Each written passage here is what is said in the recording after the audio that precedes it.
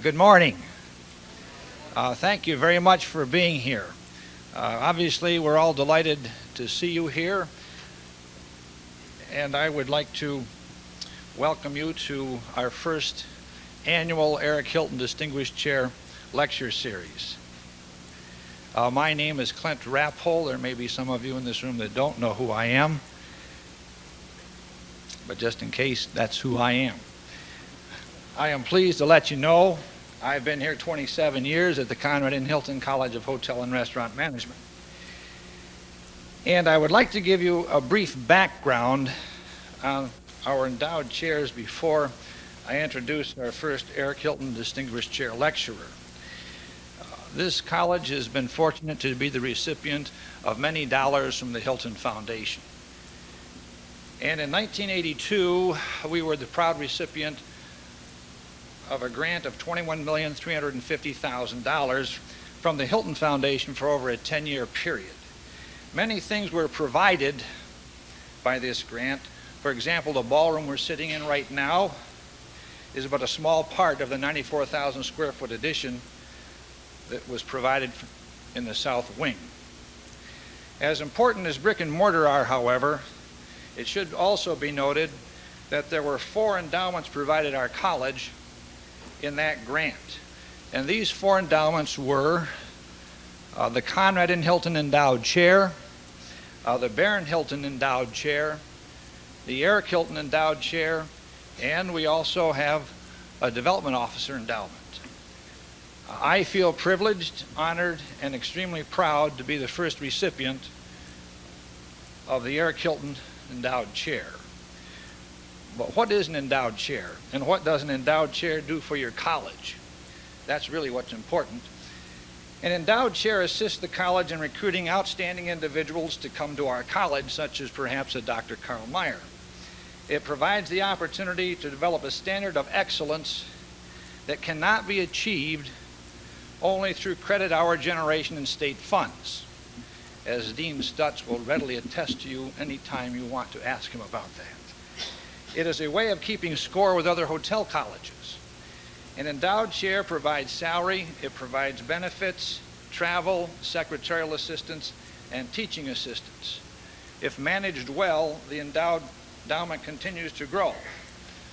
Today, I personally believe a chair should be endowed for approximately $3 million, although $1 or $2 million chairs will not be refused.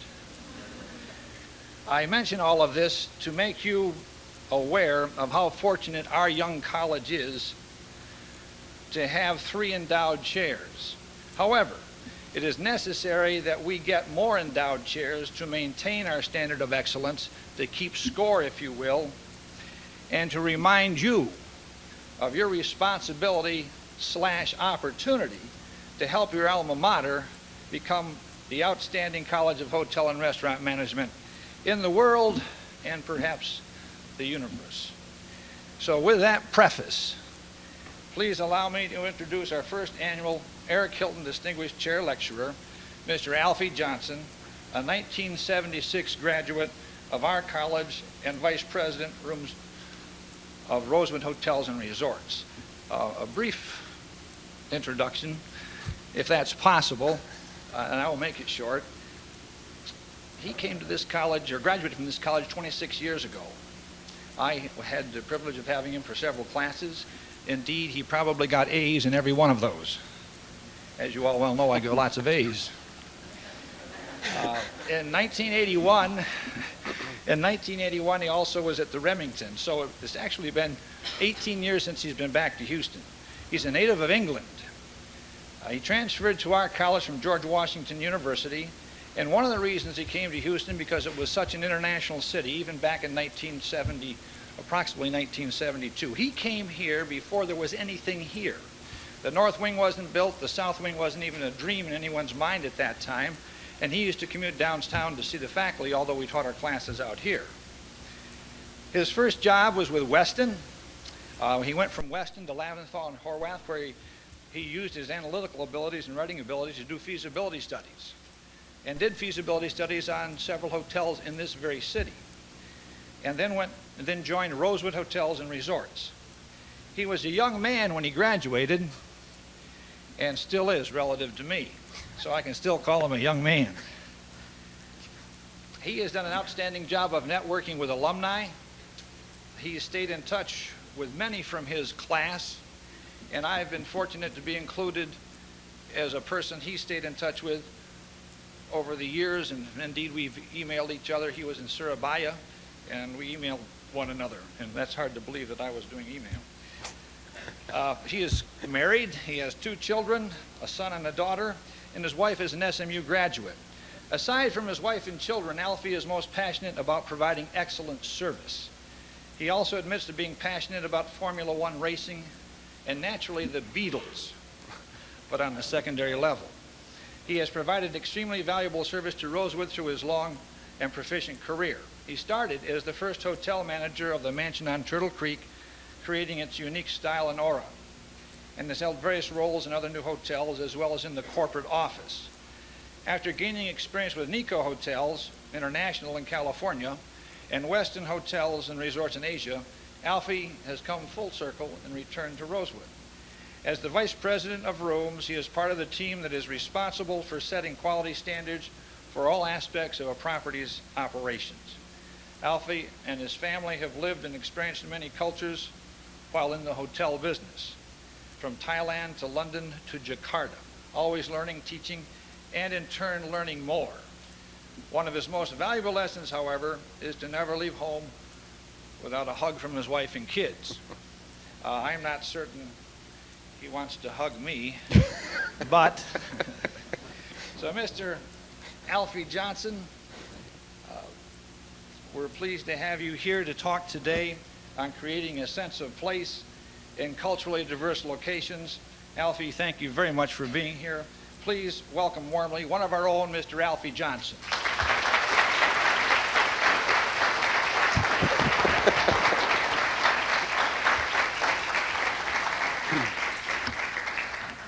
Thank you. I'm somewhat in shock to see the number of people here. When I came to the college, there are 125 students total. And when Professor Rapol mentions that I'm still a young person, I appreciate that, but I have to remember that when I graduated, most of you were not born yet. What I'd like to do today is share some of my experiences, both positive and negative, about going through your career and experiencing the diverse cultures that exist. And not just, you don't have to travel from here to Jakarta or to London to experience different cultures. If we just look around this room, there are a lot of different cultures represented here, and we are in a business which people come to us as well. So it's good that we have an understanding of people's cultures. What I'd like to do today is to share with you some of the thoughts that hopefully will make you better prepared in dealing with different cultures. And also, what's most important is building relations. And this is the time to start doing it. As Professor Paul mentioned, yes, I do still keep in touch with people who were my classmates. These are important relations, just to see what's going on, networking, and that's what this business is all about. You'll probably find this difficult to believe, but also I'm still in touch with people who I went to boarding school with in England when I was 9 years old. That was a long time ago. One of the important aspects is, and what I'd like to do first of all, is to start off with the human relations. This lecture is entitled, Creating a Sense of Place in Culturally Diverse Locations. Relationships are the key. Probably more important in countries outside of the U.S. than in the U.S. But those relationships are key. And it's very easy to run afoul of some of the cultural customs and etiquette, as we pass through life and as life passes through us. For example, just the simple motion of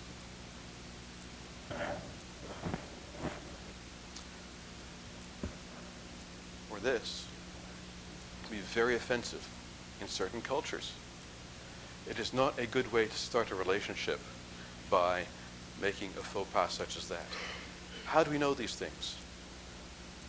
We come to education, and that's how we hope to involve you in this. This is now a global industry, the hospitality industry, and I'd like to mention one case study that was done, and this really happened. Back in the mid to early 80s, a Japanese company, a very conservative Japanese company called Japan Airlines Development Corporation, set up a hotel company in the US. It's called Nikko Hotels International. And they bought the Essex House in New York.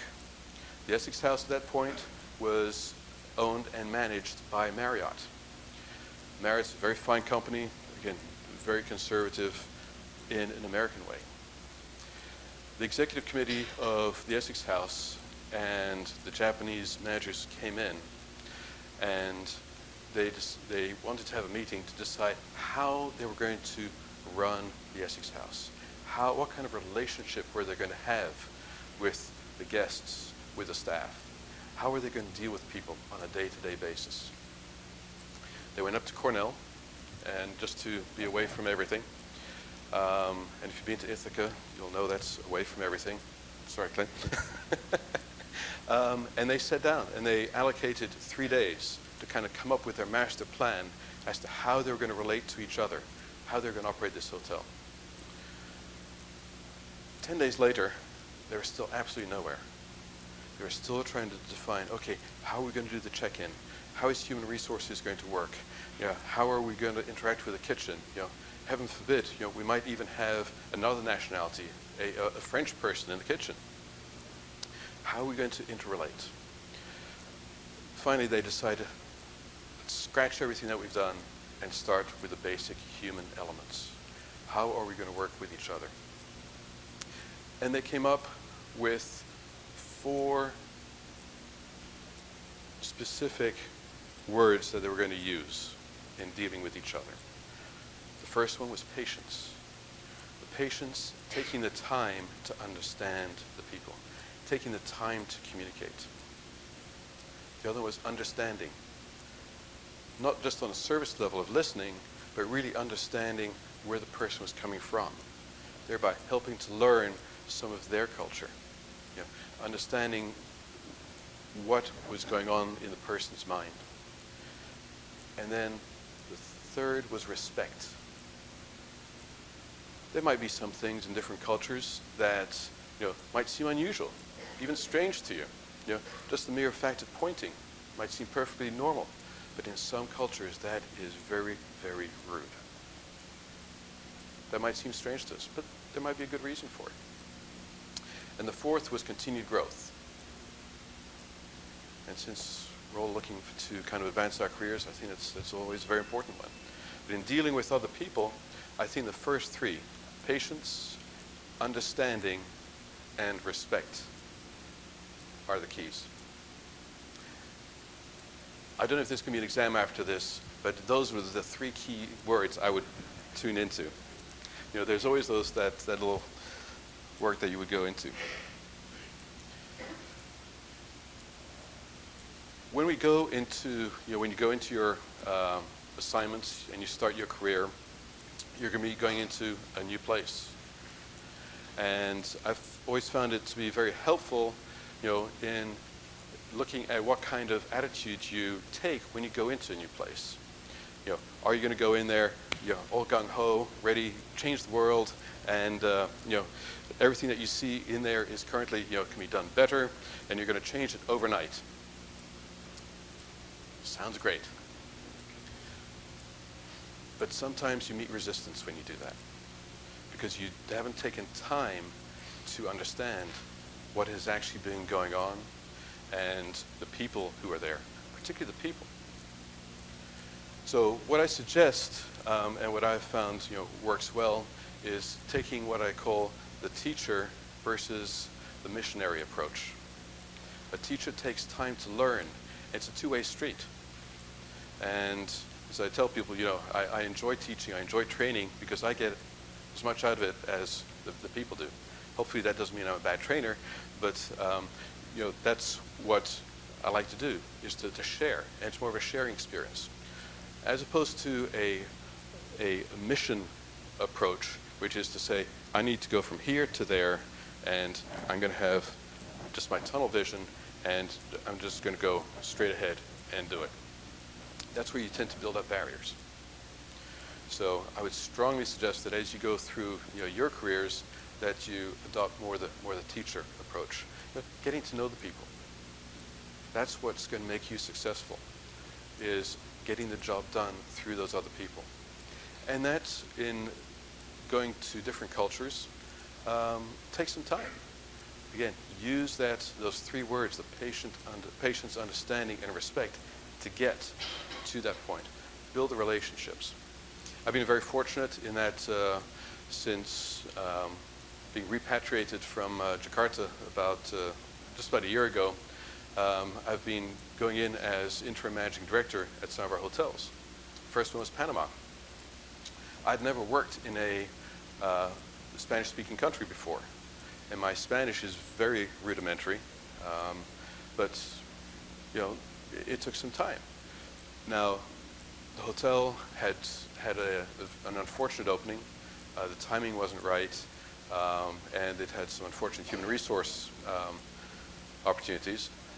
But was I going to change them overnight? No. What you do is you build the relationship first. Find out what the people's needs are, and then try and accommodate those. Same thing in Canil Bay. I had the great fortune of being assigned there for the month of January. Great place to spend the winters in Canil Bay and the Virgin Islands. And there, the hotel had been in existence for some 50 years. Was I going to go in there and change everything? No way. Could I influence it? Certainly. And that's the approach. At the moment, I'm back at the mansion on Turtle Creek. Again, talk about life being a circle. Back at the mansion. And taking care of that hotel again until we have a new managing director. We'll be starting next Monday. But again, it's building these relationships and teaching. A lot of this has to do with company culture. Some companies, when they go into a hotel, they can inundate that hotel or that culture into that particular operation. And that's very successful for some companies. But for a luxury hotel company, what we want to do is what we call creating a sense of place. What does that mean? Creating a sense of place, which is one of Rosewood's taglines, together with in the Rosewood tradition of excellence, is really getting the best out of that particular location. So when a guest wakes up in the morning, they know that they're in Jakarta. They know that they're at the Lanesborough in London. And it's not the same chandelier, it's not the same bedspread, it's not the same service feel as you have at the other hotels. Later on, I'll show you some slides of some of those hotels and explain more what I mean. I'm just getting over a cold and dehydrating a bit. So let's get to you personally. It's time to make a decision as to where you're going to go and work, and you have these fabulous offers,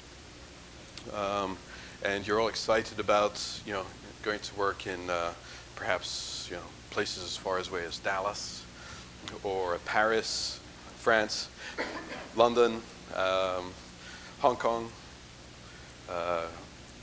Johannesburg. What do you do? How do you prepare for that? Let me look at it from an expatriate viewpoint. In other words, going outside of the United States. What are some of the steps that you have to take?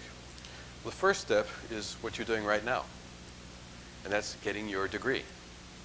Because without your degree, you will not be able to get a work permit in a foreign country.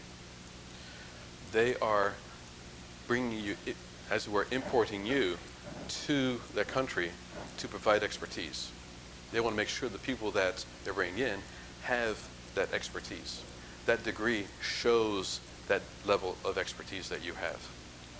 So finish your degree, because otherwise that avenue will not be available to you. And then you need to do a lot of research. There are tremendous research tools available now through the internet. And there are also some wonderful books called, please, I'm not plugging the book, it's called Culture Shock. They have them for Indonesia. They also have them for the US. Because yes, it is culture shock when you come to the US. I remember coming to Houston after spending many years in Europe, and it was culture shock, believe me. But also, finding out more in depth, speaking to friends, speaking to associates who have been there and who have some knowledge. There are usually two types of people, of attitudes, when you go on an overseas assignment. There's the type A, who thinks, I'm going to make a ton of money because I'm not going to be taxed. My salary is going to be net of taxes.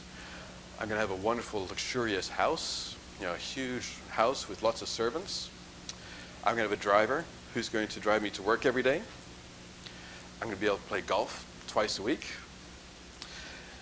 And the natives are very friendly. And there's type B.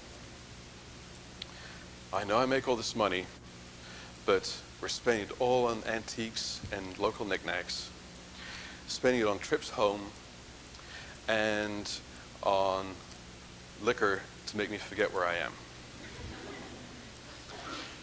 My wonderful house that's so nice and full of servants isn't air conditioned, or the power goes out all the time.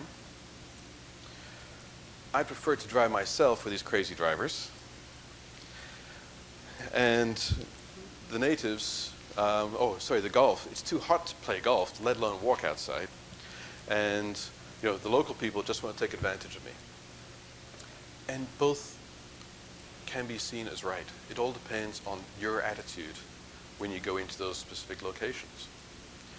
So if you're thinking along attitude B, I would suggest that you not look at that, because otherwise you'll be miserable. And involve your spouse or significant other. Because it's all very easy, because you will go to work every day in a nice air-conditioned car and office, and have a staff who will be able to take care of things. But your spouse or significant other won't have that. That's the person who's going to be at home, who has to go to the local vegetable market to buy food to put on the table, or to organize the household and everything there. So involve the spouse. I've seen more people have to leave a country because their spouse wasn't happy than themselves. And it's also very important to understand and respect the local laws. There's certain countries, for example, where alcoholic beverages are forbidden, and strictly forbidden. Respect those. Again, do your research. Know up ahead of time. If you can't live without a beer or a glass of wine, except maybe once every 6 months or so when you go on leave, that's probably not the place for you.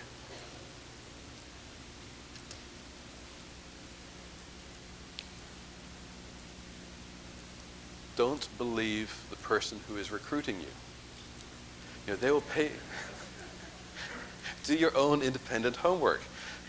Because if a recruiter is coming to you and say, "Oh yes, wouldn't you like to go to Bali? It's paradise." Well, it is paradise, but still, if you just go with your intention of going to paradise, and you're going to be spending all the time on the beach, and the natives are very friendly people and very hospitable, and it's just going to be paradise, you're going to be in for a shock. Yes, it is all those things, but there is a balance. You are far away from home. Telephone bills, if you are in the habit of calling your parents or friends on a daily or weekly basis, you're going to have a big phone bill. So don't just believe the recruiter. Try to get some balance in the information that you get. That investment in time and effort will really be an investment in yourself and your career. And you know, I can't tell you how many people I've seen who have not worked out because of that. And you know, it's very unfortunate because these people had very bright careers. They're super people. They really know their stuff, but they just could not get involved in those. What I'd like to do at the moment is, you know, we've essentially covered some of the personal aspects of getting prepared. What I'd like to do is to, you know, show you some slides of what, you know, how at Rosewood Hotels and Resorts we like to create a sense of place. And remember, what we'd like to do is reflect the best that the local culture, people have to offer, whether it's architecture, interior design. And you know, it makes my job a bit more difficult because, you know, we don't have a standards manual that says this is how you check somebody in. We have what we call minimum operating guidelines, that you must do at least this. For example, check-in cannot be longer than 2 minutes. How you do it is up to you. We just want to make sure that the guest, who's usually a very senior, you know, person, doesn't waste their time checking in. You know, how we deliver that service is up to each individual hotel, and we all do it with a different style. In Jakarta, for example, when you arrive from an international flight, you know, we don't wait until you get to the hotel to check you in. We meet you at the door of the airplane. We take you through immigration and customs. We take you in a car to the hotel. We have your messages and faxes waiting for you in the car, and you can respond to them right there. So does check-in take less than 2 minutes? You bet. It's already done. As soon as the guest arrives, they go straight up to their room. Why do we do that? Because a lot of people who are coming to stay at our hotel, it's the first time they've been to, you know, Indonesia. They've come on a long trans-Pacific or a trans-Indian Ocean flight. They're tired, but they can't waste time. Sometimes immigration and customs processes, particularly if you land in Los Angeles, can be an hour, hour and a half. That's not the best use of this person's time. So what I'd like to do now is show you some of the slides. Let's see if through the magic of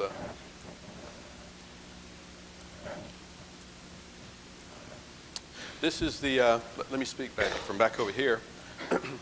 This is the Dharma Wangsa Hotel, which is in Jakarta, Indonesia, on the island of Java. And this hotel, the architecture, which is difficult to perceive from here, is very much in the Javanese style of a great house. In that, not that it'd be multi-storied, but in the actual entrance and entranceway feeling.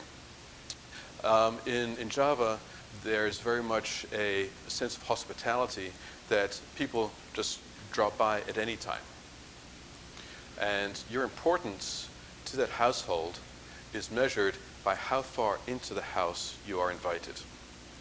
For people who just drop by and perhaps are not as important or in social stature, they'll be invited to sit out on the porch and to have some ginger tea or something. People who'd be a bit more important would be invited into the first lobby. People who'd be higher stature would be invited further into the central lobby. The most important people would, of course, be invited up to the suite or to the room. So that's how we want to create that sense of place that all our guests who came in were so honored that, of course, they would go up to their room. Or if they were just there for the dining experience, they would actually be invited, you know, into the lobby. And we had staff at every level there to invite people through to that next area. Thereby, they feel very honored to do that. Yeah, just carrying on some of that wonderful traditional sense of Javanese hospitality. So, do we have any Indonesian students here? I just want to make sure that we verify that was correct. Independent verification. Remember, don't just believe the recruiter. Okay, the next slide shows one of the guest rooms. Used all local fabrics, wonderful woodwork that's there.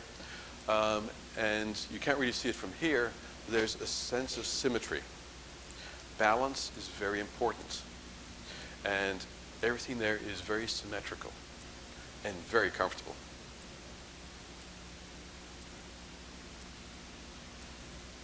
This is the dining room, which is called Sriwijaya, and again reflects the local Indonesian cuisine. Indonesia is where the spice islands are. This is where a lot of the spices that we use today and the spices that they used in the Middle Ages came from, was Indonesia. And there's always a wonderful blend of spices and of foods. And what we do at Sriwijaya is to have that Indonesian cuisine, but kind of add the Rosewood flair of a presentation to that. The colors and everything are very much in a tone of an ancient palace in Yogyakarta, which is one of the old capitals, old Japanese capitals. Those columns have 8 coats of paint and lacquer on them. That is not wallpaper. This is our hotel in London, the Lanesborough. That looks very British, doesn't it? In fact, you even have the horse guards in the front there. This was the old St. George's Hospital on Hyde Park, and it was transformed into, we transformed it into the Lanesborough Hotel and opened it about 6 years ago now. Been a phenomenal success. The RevPAR is about £425. Multiply that by 1.46. So you get an idea of the dollar RevPAR. Again, that's the entrance, very much in a Regency style of architecture and interior design. Here's one of the guest rooms. We have about 4 different interior design schemes. We only have 94 rooms in this hotel, but this one is in a style which denotes a lot of Chinese pottery, which was very popular in the English courts in the late 1900s. This is Canil Bay. This is where I had to spend January. I know you all feel very sorry for me. In fact, one of the graduates from the college is doing her internship there, Catherine Zotos, I believe, yes. So, and this is the inside of one of the guest rooms. In fact, I arrived there late at night, and this was the room that I was assigned, and without being able to see anything outside, I said, "Oh, nice."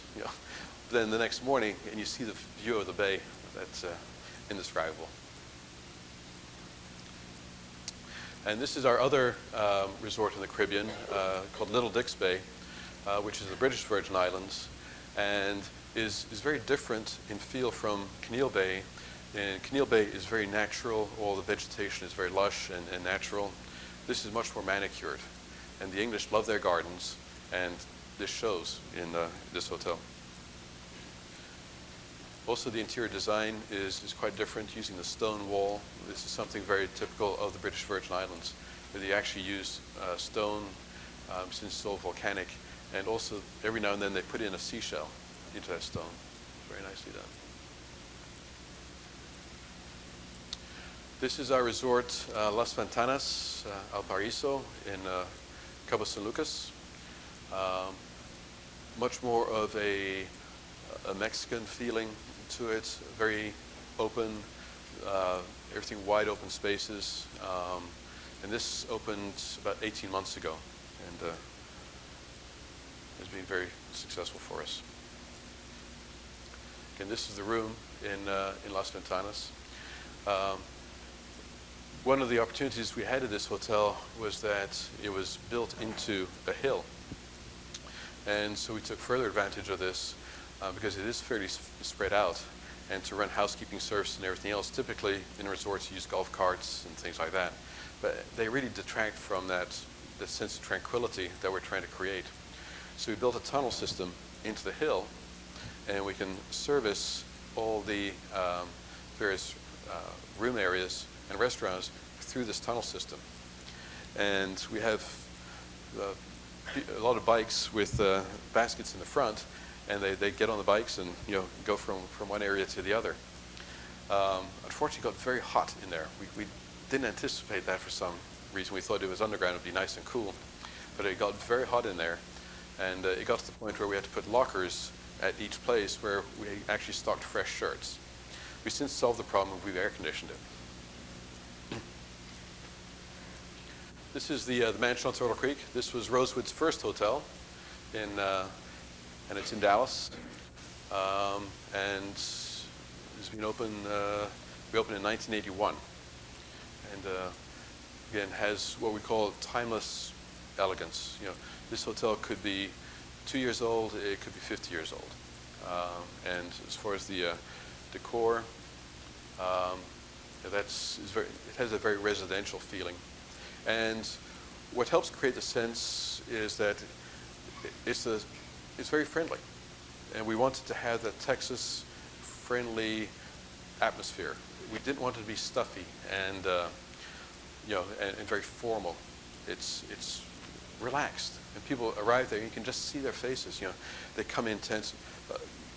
Main market for this hotel is New York and London, and you can see just people's faces. They just change when they go to the registration. They're intense and like that, and then once they step in, just a very calming effect. And there's a fireplace in the lobby, and just all this lends itself towards creating that sense of place. This is our largest hotel. This is the Hotel Crescent Court, which is about 1.5 miles away from the mansion, and has 248 rooms. And this is much more of a small group hotel. Originally, it was going to be a second-tier hotel, second-tier Rosewood Hotel, but we only had 2 hotels, so that didn't make much sense. So, we brought it up to the level of the others with all the furnitures and fixtures. But it is our largest hotel, and what we learned from this is that really it's very difficult to provide the highest level of personalized service when you have that number of rooms.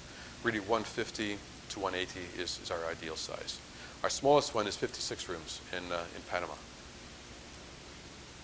And this is the courtyard area of the Hotel Crescent Court. But what I'd like to do now is to turn the forum over to you and see if there are any questions that I can help to answer. And the floor is yours. And please don't hesitate to ask. Yes, ma'am. I was intrigued by your statement involved your spouse. Mm-hmm. How do you do that? What we like to do at Rosewood is during the interview process, is that we don't just fly the candidate, we also fly their spouse out. So, if you're going to be assigned to some place, I would strongly recommend that you ask the company who's flying you out there to also fly your wife out. It's very important. Husband, spouse, significant other, yes. I guess it's the same question now. If the spouse is also in the same field, not necessarily a homemaker, you find that companies like Rosewood will help them find a job? We don't guarantee it, but we try. For example, in Candela Bay, there's not that much other employment there besides working at the Westin, which is obviously a very close competitor. We have some situations where, yes, that's a problem, and it doesn't work out. So that is a problem. We try and see if there's something available. We had one, the general manager who I took over from in Candela Bay. He had worked here in Houston. Luis Argote, I don't know if any of you know him, but his wife Shanna worked at the college, and so she went there, and there was nothing for her to do. So unfortunately, that's what happens, and vice versa. And we have some friends in Singapore. The wife was transferred in by Motorola. The husband was in some very specific electronic field that didn't exist, in Singapore, in that region. And so he was a house husband. Yes.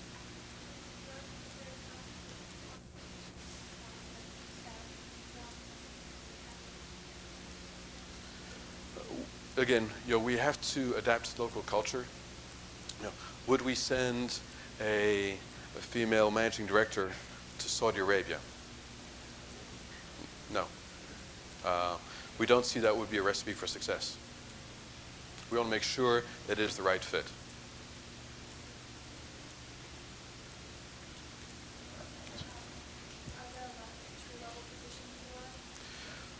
Typically not, but that doesn't mean that they aren't there. I had some, when I was doing my my internship when I was at U of H, I worked in London, at a hotel. I just wrote, and I wrote, probably 50 letters, and you only need one to come back and say yes. But some countries are easier than others.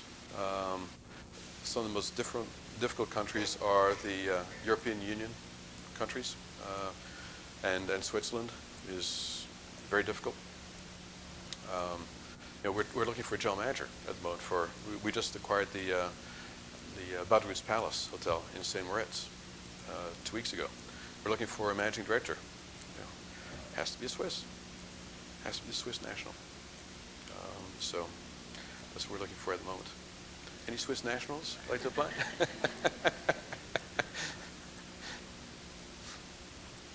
Yes, ma'am. We operate 11 hotels worldwide. You've seen Jakarta. You've seen London. We also have 2 in Saudi Arabia, 1 in Riyadh, 1 in Abha, which is a resort palace area up in the mountains. Then we have the Bristol in Panama. We have Las Ventanas, and that's it. Then we have the Badrus Palace in St. Moritz, which we just got. We are opening a hotel in the Spanish Virgin Islands end of this year. We should be announcing a hotel in Boston next week, and a hotel in Southern California in about 3 weeks. And maybe something in St. Lucia, the island of St. Lucia in the Caribbean, and Oman, or Muscat, Oman, in the Middle East. Oh, and sorry, we also have 2 hotels under construction in Lebanon, 1 in Beirut and 1 in Byblos, which is a very, very up-and-coming and hot area, Lebanon. Yes, sir?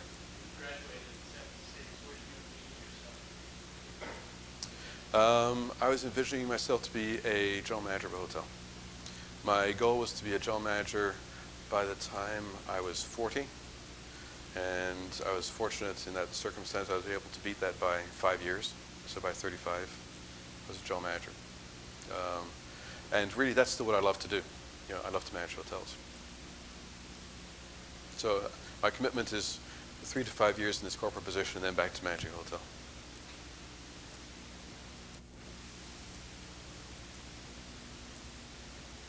Oh, sorry.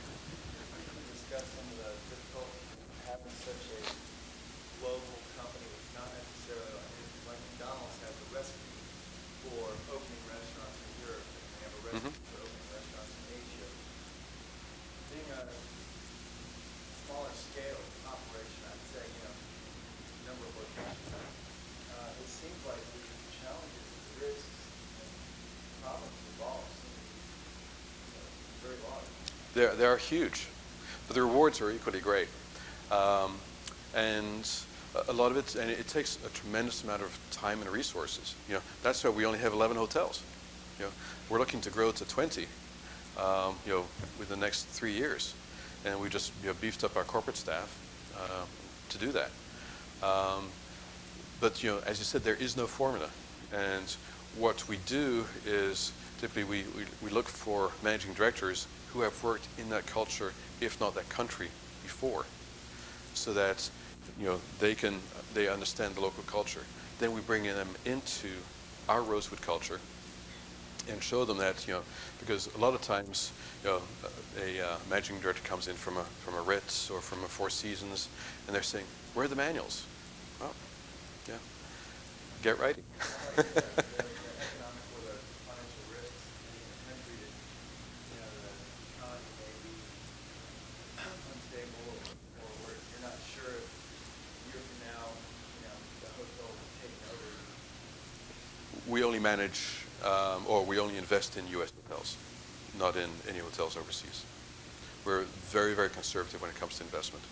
So we have not invested even in, we wish we had invested in London, but we just manage overseas hotels.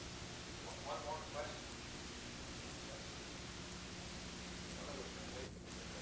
Yes, ma'am.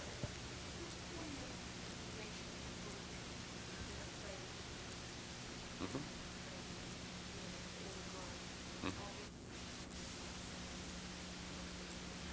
Obviously. Not upsetting Rosewood and also what do you project We see ourselves with 20 hotels in what we call, very attractive destination locations of our choice. We'd love to have one in Australia. We're looking in.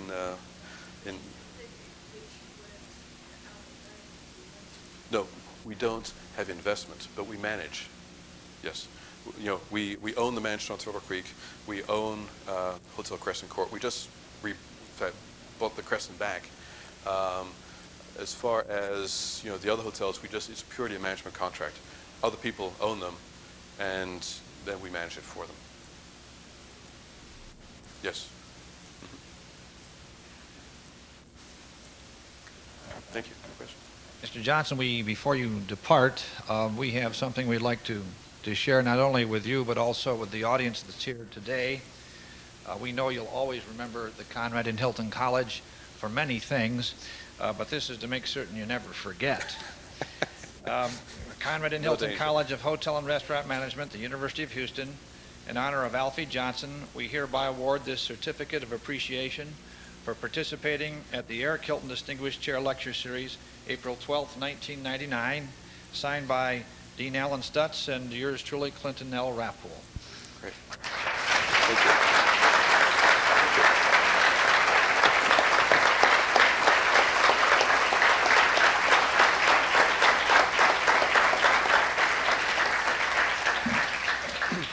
Thank you, and as I mentioned, I always get more out of this than I think than you do. So again, I appreciate your time, and it's great to see this number of people here. I know you have other classes to go to. Thank you.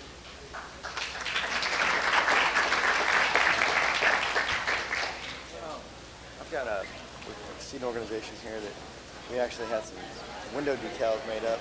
Say Conrad Hilton College.